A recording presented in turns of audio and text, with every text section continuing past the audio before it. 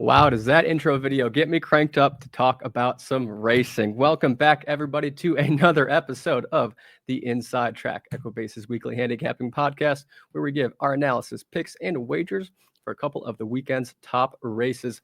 I'm your host, Ben Kudla, and I'm joined today to tackle Tampa Bay Downs as Ellis, Starr, Equibase's national racing analyst with decades of handicapping experience. You can check out his picks and blogs at Keeneland, ABR, Amwager, and of course, Equibase, and follow him on all socials at Uber Capper. Ellis, last week we had some fun. Picked some decent horses. Run it back. But I do have a question for you. We're in the first month of 2025. Is there any performances that really stood out to you so far in the year?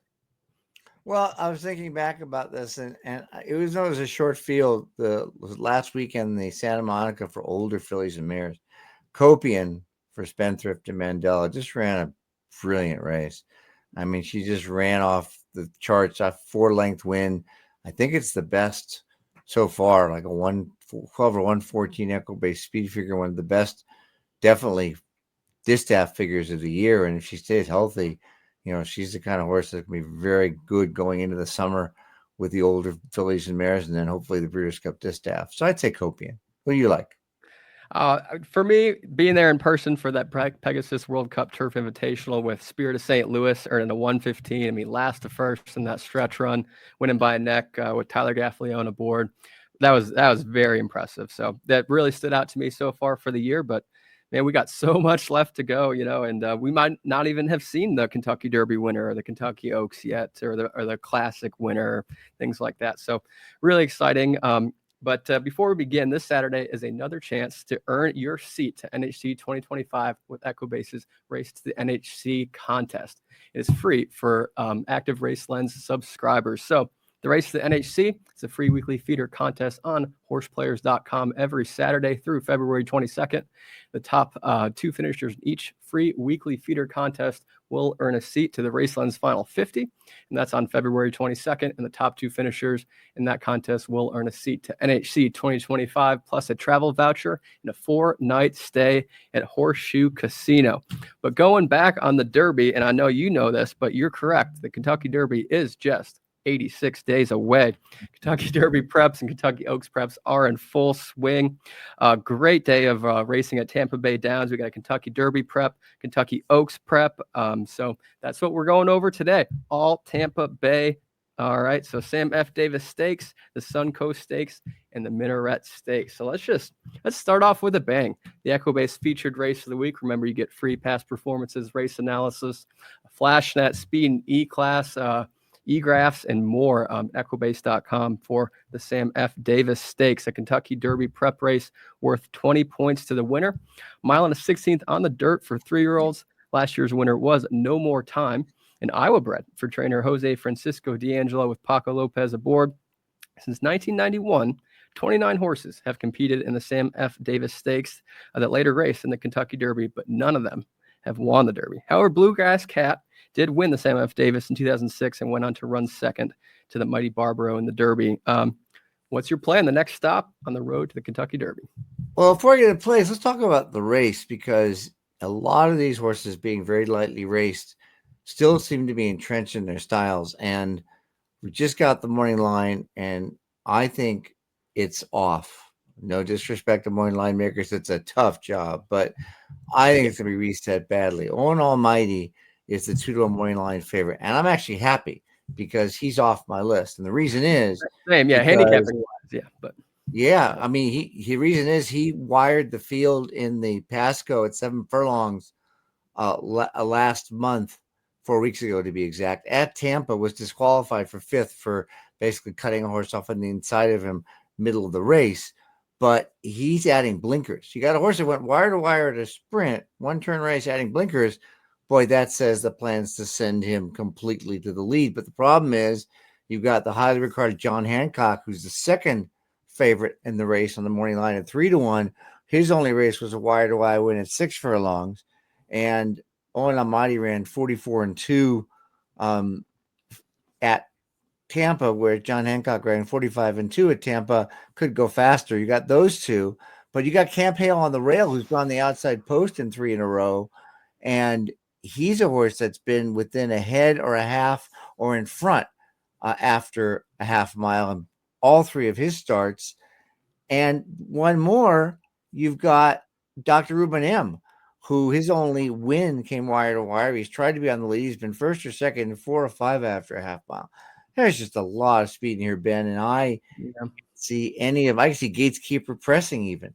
So I'm really down to 3 horses, Naughty Rascal, Poster, and Treaty of Rome. What's interesting is, first of all, Poster opens at 4-1. Here you've got the horse that won the Remsen year. Yeah. 4-1 won the Remsen last year with a field high 97 figure, mile 8th, cutting back mile 16th. Now, when he won the Remsen, he was coming off a 56-day layoff after winning at Keeneland. He's undefeated in 3 races. That was a mile on the grass. So all 3 of his races were 2 turns, by the way. He's won all 3. And so this is 63 days. It's only a week longer. I don't see any problem with the layoff, even though there are bigger fish down the road. Not a graded stakes, but $250,000. But the points are pretty important. He has points to add to him because he's only got 2 more preps until the Kentucky Derby.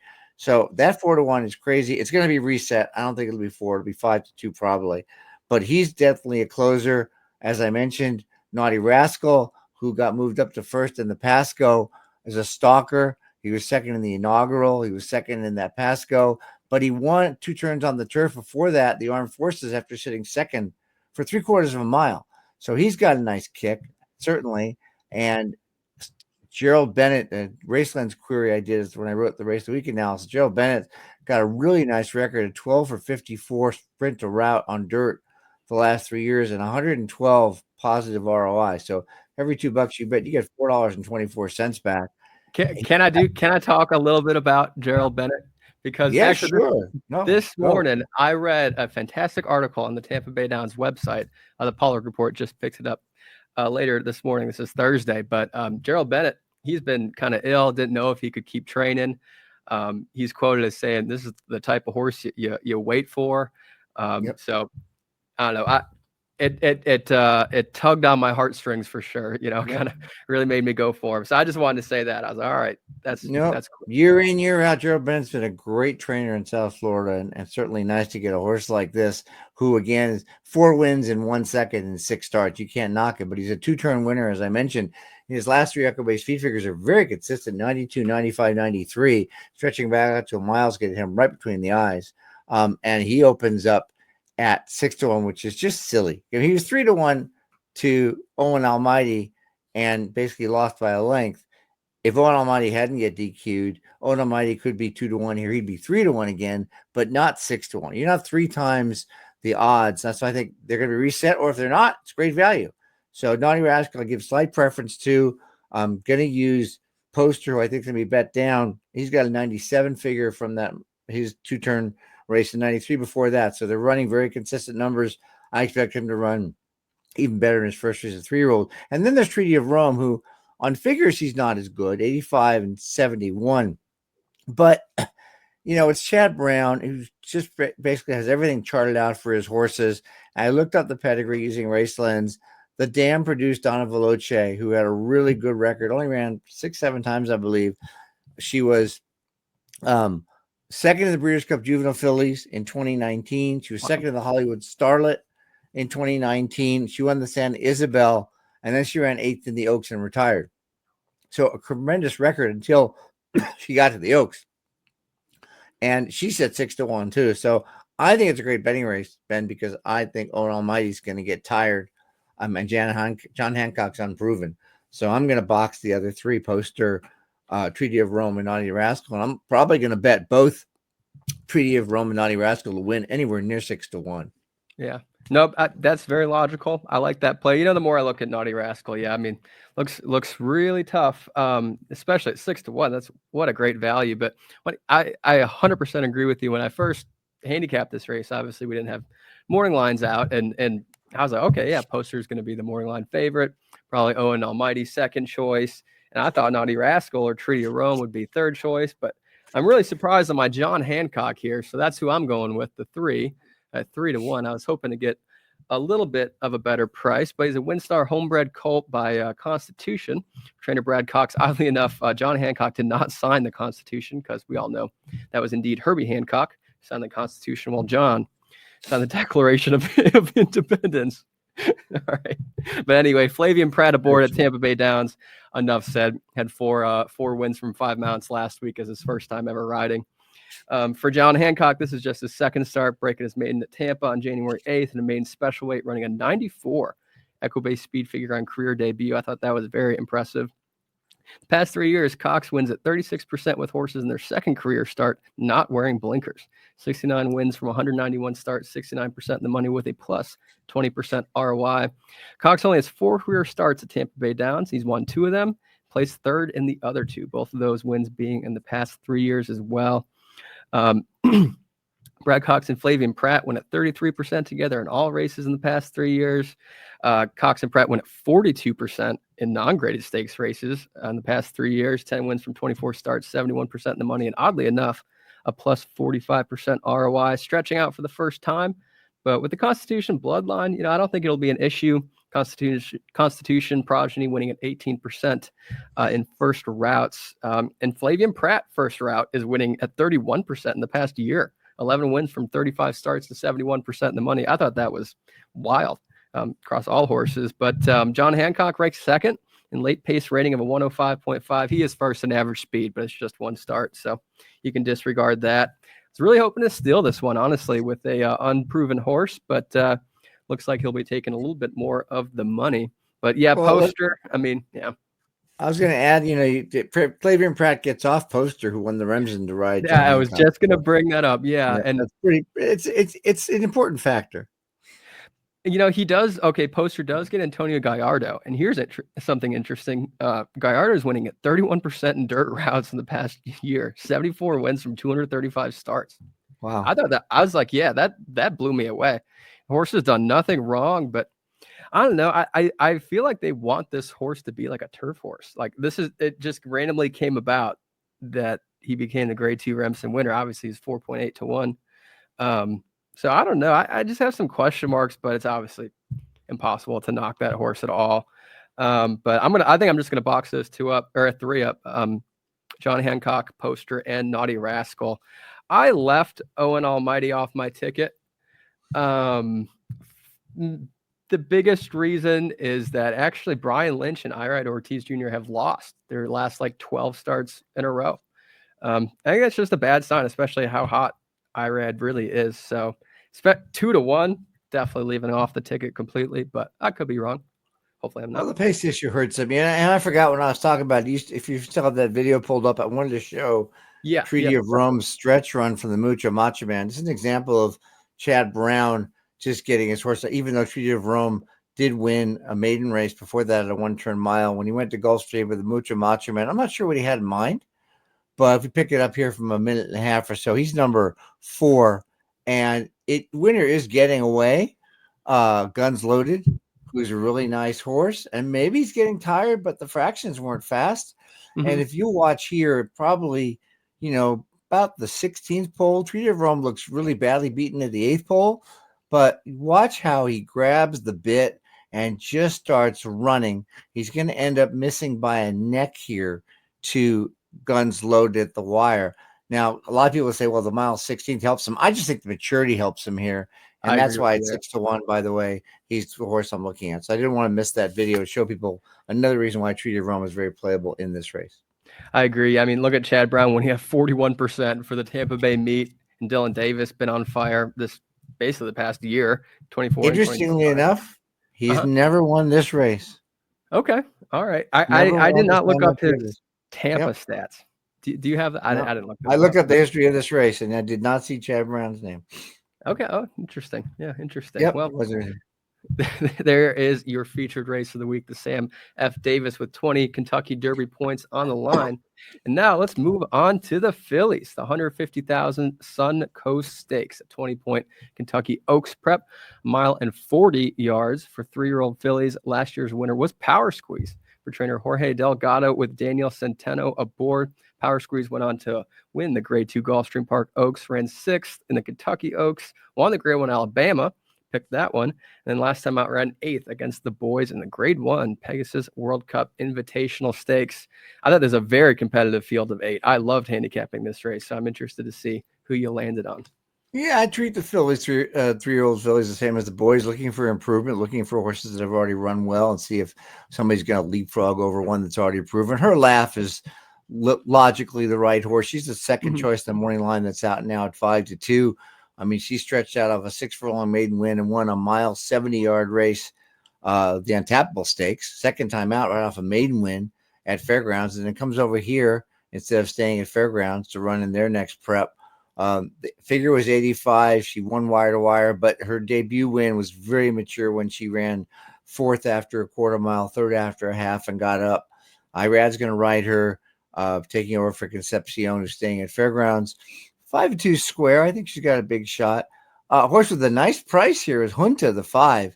Also, she won her debut at 7 furlongs, but she won it at Tampa, so she's got that experience over the track for Tony Grannis. She's a Constitution. So, we just talked about Constitution being the sire of John Hancock. Well, now you got a Constitution at 12-1 here, coming off an easy first route, 18% Constitutions. Here you go. Yep. Very good. Exactly correct. And the same 85 figure as Her Laugh. She just hasn't routed. That's her only knock. So I'm using her. And then Italian Soiree is an interesting horse. She's the 3rd choice in the morning line, 7-2. Now, before I talk about her for a second, the race is more playable because the favorite on the morning line is number 6, La Cara, who's coming back after running 5th in the Breeders' Cup Juvenile Fillies at 16-1. My answer to that is kind of so what? Now, before that, she won the Pocahontas as a 1-turn mile. That's fine, but it's not 2 turns where Her Laugh has 2-turn experience. In that, I did look it up. In that Pocahontas, not one horse came back to win their next start in that whole race. Well, and it's also that was September. It's a long time ago. So back to the fact that Italian Soiree is 7-2. I hope it holds up. This horse, except for the fact she's coming back since October, she won her debut at 5.5. She ran second in the Adirondack at Saratoga, also a sprint.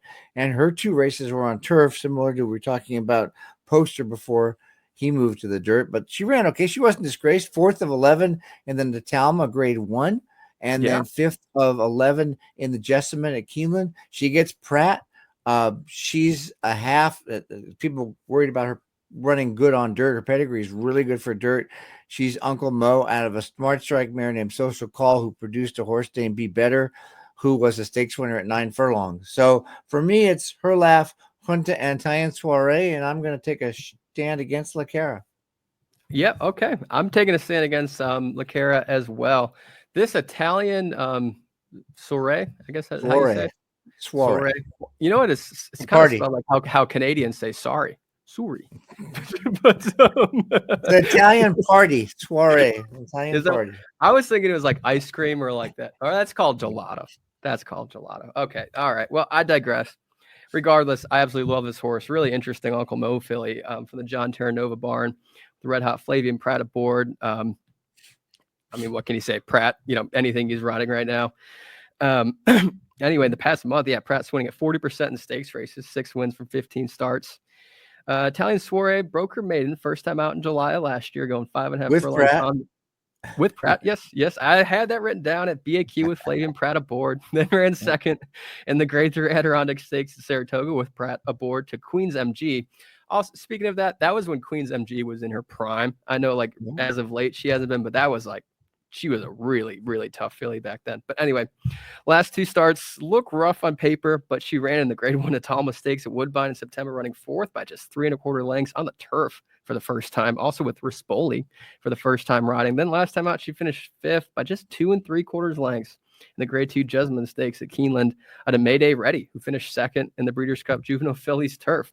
And Italian Soiree also had Luis Saez aboard. So getting Flavian Pratt aboard. Also, blinkers are going back on as well from her last win. But anyway, Flavian Pratt with horses reunited with the winning jockey. Past 4 years, Flavian Pratt wins at 31%. The horses he previously won on and is reunited with 41 wins from 133 starts. You can find that Raceland's angle if you create it. I honestly did not know until today that we had that. I love that. But anyway, John Terranova, past 3 years in non-graded stakes with 3-year-olds, 27% win percentage and a plus 129% ROI. Small sample size, 3 wins from 11 starts and 5 in the money. But his horse has the best middle pace rating in the field, best average class as well with an 88. 7-2, I'm honestly pretty happy with. And I really trust John Terranova, and obviously Pratt, I think might take a little bit more money because of seeing the name Pratt on there, but 7-2, I'd be very happy with. No knock. The layoff is the only slight knock, but you got to assume that she's fit, and the blinkers going back on is a good sign as well. Yeah.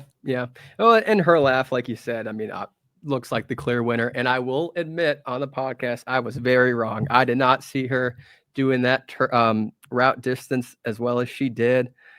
So hats off to D. Whitworth Beckman on that training job there for her laugh. But honestly, 5-2 for her laugh isn't really bad either. So no, it's gonna. I thought some really, really talented fillies entered this race. So we'll see.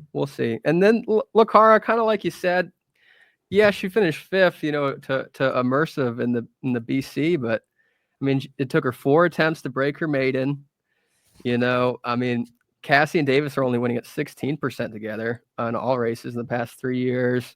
They do win at 21% in non-graded stakes races together, though, 5 wins from 24 starts. But I don't know, it just didn't really pop on paper for me, especially as a favorite. I will add that Cassie won this race in 2021 with Curlin's Catch, but Curlin's Catch had run January 3rd, so 5 weeks off, as opposed to this, which is 12 weeks off. So there is quite a difference there with a horse being fit to come back and run 2 turns on dirt for the first time off that kind of a layoff. Yeah, it's true. But I mean, we'll see. We could be very wrong, and she could just come back and be a monster. But I didn't see it, so I went against her. But I'll be going with Italian Soiree. And so let's move on. Last but not least, keep it at Tampa Bay Downs, the 100,000 Minaret Stakes, the 6th race on Saturday's card at Tampa. 6 furlongs on the dirt for fillies and mares, 4-year-olds and up. Last year's winner was Chi-Town Lady for trainer Wesley Ward, with Tyler Gaffalione in the saddle. Before winning the Minaret, Chi-Town Lady actually won the Grade 1 Test Stakes 2 years prior in August of 2022 at odds of 17-1. Field 8 in here for the Minaret, with entries from Ian Wilkes, Safi, Bill Mott, Brad Cox. Fantastic field for 100,000 listed stakes. Who's your top play? Well, I didn't see a morning line. I do now, so I'm going to have a little chalky with Nick Style, who's the 7-5 morning line favorite, which makes sense. Really tough, yeah. 2-5 last time out. Shipped to Tampa, probably in preparation for this race to win a state bred race. Made a big middle move from 4th. Rated well. Junior Alvarado's been up for all 6 starts. She got 5 wins in a second, so I should have seen it. Then she was flattered when the second finisher, Art Disaster, came back to win at Gulfstream, and she improved her Equibase speed figure by 8 points. So wow. Nick Style already has the best figure in the field. She's a winner at 6 furlongs as well. But I think there's some value in the exact, and maybe with a small win bet on the 8 Muccia, because the second morning line horse is Dazzling Blue, the 6. I'll get to her in a sec. But Muccia's got 3 wins from 8 starts, but the last race was her best yet. She's also a 6 furlong stake winner. She won the Game Face Stakes as a 2-year-old last, and she was a 3-year-old last June at Gulfstream with the 103 Equibase speed figure, and then an 89 last time out, winning an allowance race at Tampa, and that was off a 2.5 month layoff. And Camacho rides her back. She got a good outside post. She's 9-2, so there's some value there. Her 103 figure is actually better than Nick Styles' best figure of 101 from the Pumpkin Pie Stakes in November. So I would probably make a win bet on Muccia and box Muccia and Nick Style, use them both in pick 3s and pick 4s.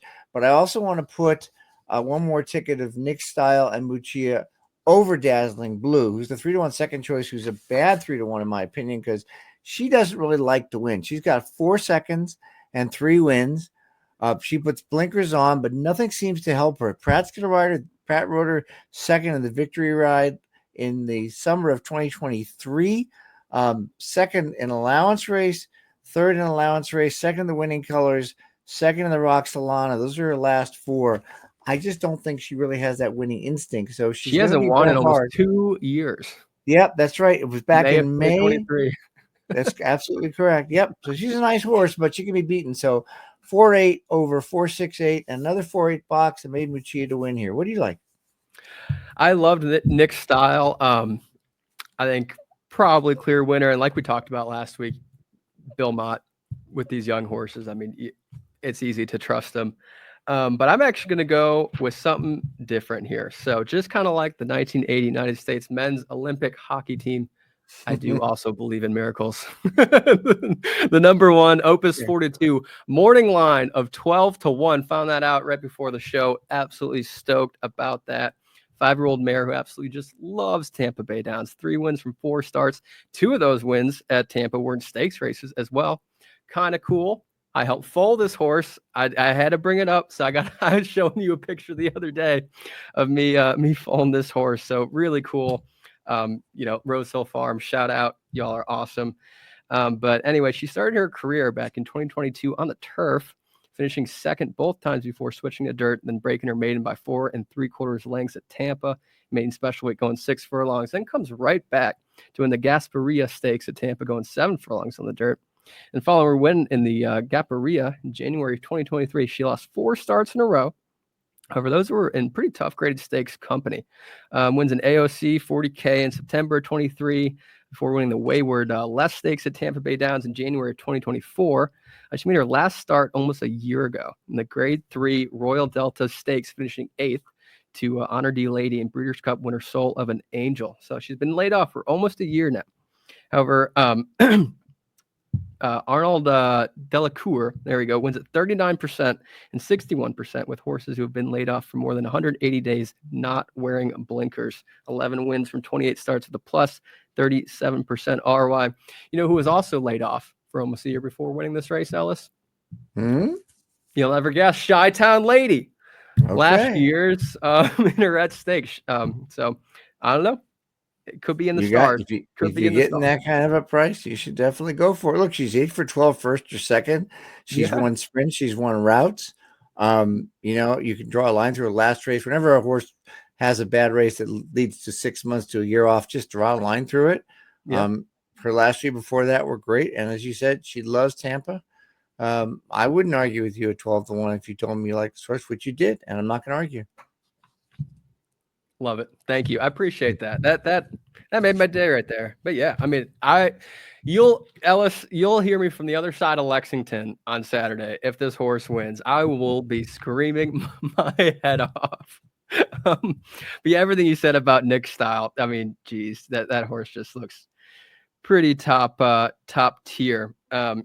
But I will say this, historically, Bill Mott and Junior Alvarado only win at 20% together at Tampa Bay Downs. On the past 5 years, they only have 3 wins from 15 starts and negative 37% ROI. They have a negative 22% ROI together in non-graded stakes races in the last 3 years. 18 wins from 81 starts. They win at 22%. Yeah, I don't know. He scratched out of that grade 2 inside information stakes and Pegasus World Cup Day, which I thought was interesting. I asked you about that with the stake scratch yesterday. I don't know if that's good or bad. I'm leaning towards bad. Well, I mean, I think she's a non-graded quality horse. She may not be. She ran second in the Gallant Bloom to Ways and Means. She's a good horse and a non-graded stakes quality horse who's really good. But like you said, no matter what, at 7-5, you've got to look elsewhere for your win bets. You probably want to use her in exactas, particularly in your case, since you have a 12-1 shot. I'm just going to go straight up on that. I'll do that's a win show bet right there. This race for me. Keeping it simple. $10 win show, easy peasy. But anyway, I don't know. I had a blast handicapping Tampa Bay Downs. So thank you, Ellis, for being on today. My pleasure. They're great races. So anyway, with that is the conclusion of our episode. Thank you so much for watching. Good luck in all your wagers this weekend. We'll see you next week.